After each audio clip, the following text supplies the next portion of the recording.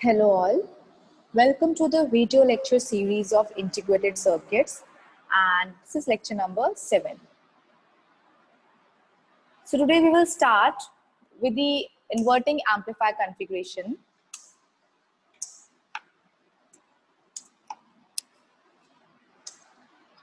So this is the inverting amplifier. First of all, what do you mean by inverting amplifier? As already हमने discuss किया था कि inverting amplifier क्या होता है। वो एम्पलीफायर जब हम इन्वर्टिंग टर्मिनल पर इनपुट प्रोवाइड करते हैं, मतलब नेगेटिव टर्मिनल पर जब इनपुट प्रोवाइड करते हैं तो वो हमें एक एम्पलीफाइड आउटपुट प्रोवाइड करता है, लेकिन वो amplified output 180 degree out of phase होती है या फेज शिफ्टेड होती है 180 डिग्री। दैट इज वाई उसे हम इन्वर्टिंग एम्पलीफायर बोलते हैं, जो इनपुट को इन्वर्ट और एम्पलीफाई करते हैं। और ये कब होता है? जब हम इनपुट को नेगेटिव टर्मिनल पर अप्लाई करते हैं। So you can see the circuit for inverting amplifier. We have an op-amp and I have applied the input voltage Vn to the inverting terminal, or you can say to the negative terminal, ठीक है, through the resistance R1। और इस resistance के cross जो current flow कर रहा है, it is I1 current, right. Then हमने एक नेगेटिव फीडबैक लिया है। नेगेटिव फीडबैक क्यों है? क्योंकि जो आउटपुट से जो फीडबैक जा रही है वो नेगेटिव टर्मिनल पर जा रही है। So that is why we have taken the negative feedback with the feedback element resistance RF, ठीक है। और यहाँ पर जो करंट फ्लो कर रहा है, इट इज I2 करंट। वो करंट कौन सा है? वो करंट है I2। आउटपुट को हमने डिनोट किया है V0 से। देन मैंने यहाँ पर दोनों टर्मिनल्स को एक एक नोड से मेंशन किया है। दोनों नोड्स का मैंने नाम दिया है कि नोड 1 जो है वो नोड इन्वर्टिंग टर्मिनल पर है, जो नोड 2 है वो नॉन इन्वर्टिंग टर्मिनल पर मेंशन की है, ठीक है। देन दोनों नोड्स की मैंने वोल्टेज मेंशन की है। लाइक फॉर नोड 1 जो वोल्टेज है it is V1 and for node 2 it is voltage V2। मतलब दोनों टर्मिनल्स पर जो पोटेंशियल है वो V1 और V2 मेंशन किया है। All right. Now we have to calculate the output for this inverting amplifier circuit. हमें आउटपुट निकालनी है, या आप कह सकते हैं कि we need to calculate the gain of this inverting amplifier। कि gain क्या होगा इस amplifier का। All right. So let us start the analysis part. So analysis में सबसे पहले हमें क्या करना होता है? We need to assume that जो हमारा ओपैम्प है वो आइडियल ओपैम्प है। उसका रीजन क्या है कि जब भी हम कोई एनालिसिस स्टार्ट करते हैं किसी भी सर्किट की, तो हम आइडियल कंडीशंस को लेके चलते हैं कि आइडियली हमारा ओपैम्प ऐसा हो सकता है अगर हम आइडियल कंडीशंस लेके चलते हैं तो, राइट। सो हम यहाँ पर भी एज्यूम कर रहे हैं that I am taking the ideal op-amp condition. और अगर ये ओपैम्प आइडियल है तो इसका मतलब क्या है? इसका मतलब ये होगा, आइडियल ओपैम्प की कंडीशन क्या कहती है कि इनपुट रेजिस्टेंस इनफाइनाइट होगा। अगर इनपुट रेजिस्टेंस इनफाइनाइट होगा तो उसका मतलब ये है कि इनपुट करंट जो होगा ओपैम्प का वो 0 हो जाएगा।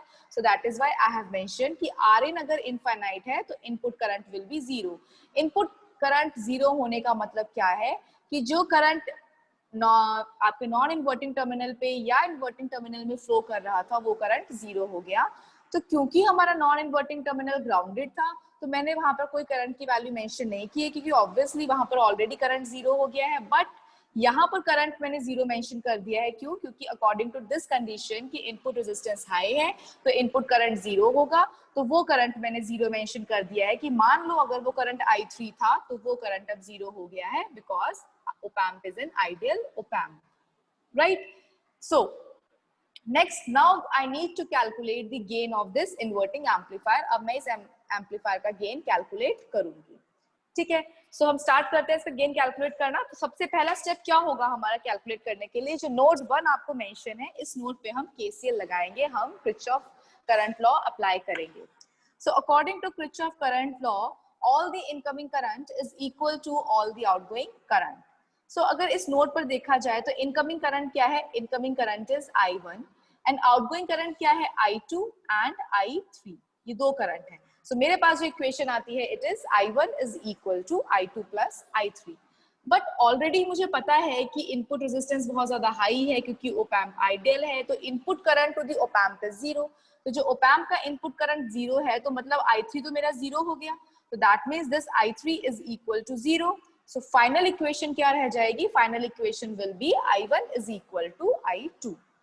Now I need to calculate the value for I1 and I2। मैं I1 और I2 की वैल्यू को कैलकुलेट करूंगी और I1 I2 क्या है, करंट्स है, और करंट कैसे डिफाइन कर सकते हो, voltage by resistance.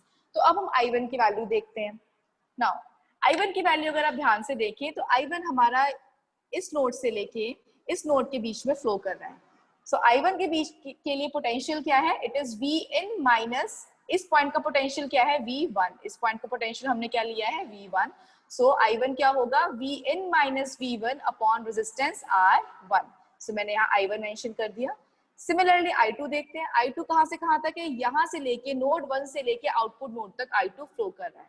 So I2 क्या हो जाएगा, V1 minus V0 upon RF. So it is V1 minus V0 upon RF. But we know that I1 is equal to I2. अभी हमने पिछले यहाँ पर हमने ड्राइव किया कि I1 is equal to I2 है। So हम इन दोनों इक्वेशंस को इक्वल कर सकते हैं। So मैंने I1 is equal to I2 किया तो मेरे पास ये इक्वेशन आ गई, Vin minus V1 upon R1 is equal to V1 minus V0 upon RF. Right? Now let us say कि अब हमें V1 की वैल्यू कैलकुलेट करनी है कि V1 की वैल्यू क्या है। ठीक है। नाउ अगर हम इस डायग्राम को देखें, अगर हम इस डायग्राम को देखते हैं तो मुझे पता है कि ये जो नॉन इन्वर्टिंग टर्मिनल है ये क्या है, ये ग्राउंडेड है। तो अभी हमने लास्ट लेक्चर में वर्चुअल ग्राउंड का कंसेप्ट हमने स्टडी किया था। तो अगर आपको वर्चुअल ग्राउंड कंसेप्ट रिकॉल करें तो आपको ध्यान आएगा कि अगर नॉन इन्वर्टिंग टर्मिनल या अगर एक टर्मिनल आपका ग्राउंडेड है तो दूसरा टर्मिनल भी वर्चुअली ग्राउंड आपका हो जाता है। अगर ये टर्मिनल आपका ग्राउंडेड है, अगर V2 आपका 0 है तो इवेंचुअली नोड 1 पर भी या V1 टर्मिनल भी आपका 0 हो जाएगा, यहाँ पर भी आपका वर्चुअली ग्राउंड हो जाएगा, तो V1 भी आपका क्या हो जाएगा, 0 हो जाएगा। सो अब इस इक्वेशन को हम सॉल्व कर सकते हैं। सो इस इक्वेशन को सॉल्व करने के लिए मैंने क्या किया है, हमने इसको यहाँ पर क्रॉस मल्टीप्लाई किया है। So I am cross multiplying this. Cross multiply करने के बाद मेरे पास ये इक्वेशन आ गई। Okay, I have achieved till this.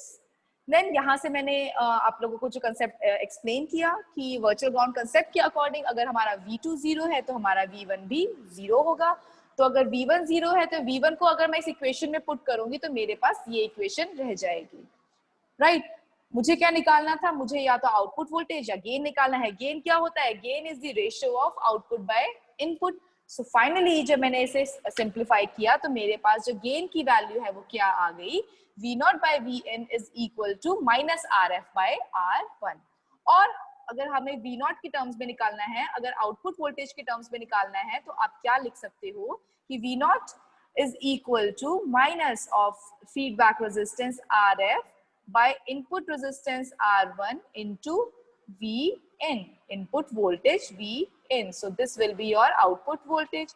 मैंने इसे गेन की फॉर्म में लिखा है तो गेन की फॉर्म में क्या है, V0 by Vn is equal to minus RF by R1।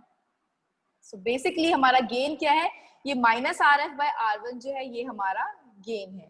ठीक है, so this is my gain। So अब ये जो हमारे पास आउटपुट आया है इससे हम क्या कंक्लूड कर सकते हैं। अब आपके पास सामने आप देखिए, आपको वेवफॉर्म में दिख रहा है कि we have input waveform and output waveform. So we can see here कि अगर हमने ये इनपुट वेवफॉर्म प्रोवाइड की थी तो हमें ये आउटपुट वेवफॉर्म मिली है। And according to output waveform ये जो हमारे पास इनपुट थी और ये हमारे पास जो आउटपुट है वो इन्वर्टेड हो गई है प्लस एम्पलीफाइड हो गई है। और यही इन्वर्टिंग एम्पलीफायर का काम था, वो एम्पलीफिकेशन करता है और इन्वर्ट करता है इनपुट सिग्नल को। तो इसने यहाँ पर इन्वर्ट भी कर दिया और एम्पलीफाई भी कर दिया। सो इस फॉर्मूले से हमें क्या क्या पता चलता है, हम क्या क्या इन्वर्टिंग एम्पलीफायर के बारे में निकाल सकते हैं, let us check that. Right, first of all पहला पॉइंट क्या है कि close loop gain of op amp depends on the ratio of RF by R1। जो क्लोज लूप गेन है वो किसके ऊपर डिपेंड करता है, ये हमारा क्लोज लूप गेन है। इसे क्लोज लूप गेन में क्यों कह रहे हैं, क्योंकि सर्किट में यू हैव सीन कि हमने सर्किट में एक क्लोज लूप गेन लिया है, that is why this is your close loop gain. और ये किसके ऊपर डिपेंड करता है, ये फीडबैक रेजिस्टेंस और ये इनपुट रेजिस्टेंस के ऊपर डिपेंड करता है। ठीक है, second point is the value of the close loop gain does not depend upon the open loop gain. जो value of close loop gain है वो सिर्फ रेजिस्टेंस के ऊपर डिपेंड कर रही है, वो ओपन लूप गेन के ऊपर डिपेंड नहीं करती। Right, then third point is close loop gain AF can be very easily adjusted by adjusting the values of resistor RF and R1। मतलब AF की वैल्यू को अकॉर्डिंग टू द एप्लीकेशन हम adjust कर सकते हैं resistance की value को change करके। मतलब अगर इसकी वैल्यू को मुझे 50 लेके आना है तो इनकी वैल्यूज में चेंज करके मैं इसमें चेंजेस ला सकती हूँ, मैं इसे एडजस्ट कर सकती हूँ। Okay, and the last point is the negative sign indicates that this amplifier provides signal inversion. अभी जो नेगेटिव साइन आया है हमारे पास यहाँ पर -RF/R1, इस नेगेटिव साइन का मतलब क्या है? इस नेगेटिव साइन का मतलब है कि जो हमें आउटपुट मिला है वो इनपुट सिग्नल से इन्वर्टेड है, मतलब 180 डिग्री फेज शिफ्ट हुआ है। तो जब भी आपके पास सिग्नल में या नेगेटिव साइन आए तो आप ये समझ जाएं कि आउटपुट में आपके पास इन्वर्जन मिली है, right? Similarly, I have also concluded few more things कि अगर RF आपका R1 से बड़ा होता है, अगर ये हमारे पास गेन का फॉर्मूला है और अगर RF की वैल्यू R1 से बड़ी है तो इसका मतलब क्या है कि जो गेन है वो 1 से ज्यादा है, मॉड ऑफ गेन जो होगा वो 1 से ज्यादा होगा। सिमिलरली अगर R1 RF से छोटा है तो गेन जो है मॉड ऑफ गेन स्मॉल होगा, राइट? एंड अगर इन दोनों की वैल्यू सेम है, अगर RF भी 1 है R1 भी 1 है, दोनों की वैल्यू सेम है, then mod of gain will be equal to 1, obviously उसकी वैल्यू 1 आ जाएगी। एंड अगर इन दोनों की वैल्यू ही 1 है, अगर इन दोनों की वैल्यू ही 1 है तो ये सर्किट एक फेज इन्वर्टर कहलाएगा। क्यों? क्योंकि अगर इन दोनों की वैल्यू 1 1 हो गई तो V0/Vin हमारे पास -1 आ जाएगा, so it will be used as a phase inverter. And if RF/R1 is K, अगर कोई कांस्टेंट वैल्यू है, इस ये एक स्केल है तो वो एक स्केल चेंजर की तरह हमारा सर्किट काम आएगा। सो उस केस में हम इन्वर्टिंग एम्पलीफायर को एक स्केल चेंजर की तरह यूज में ला सकते हैं, right? So you must remember inverting amplifier के लिए आपको हमेशा माइंड में एक चीज रखनी है, दैट इज कि उसका गेन क्या है, वो डिपेंड करता है फीडबैक रेजिस्टेंस और इनपुट रेजिस्टेंस पे, और उसकी वैल्यू क्या होती है -RF/R1। और यहाँ पर जो माइनस साइन है वो ये इंडिकेट करता है कि आपका जो आउटपुट सिग्नल है वो 180 डिग्री फेज शिफ्ट है इनपुट सिग्नल से। Alright, so guys, this is all about your inverting amplifier. If you have any query, you can post in the chat box. Thank you so much.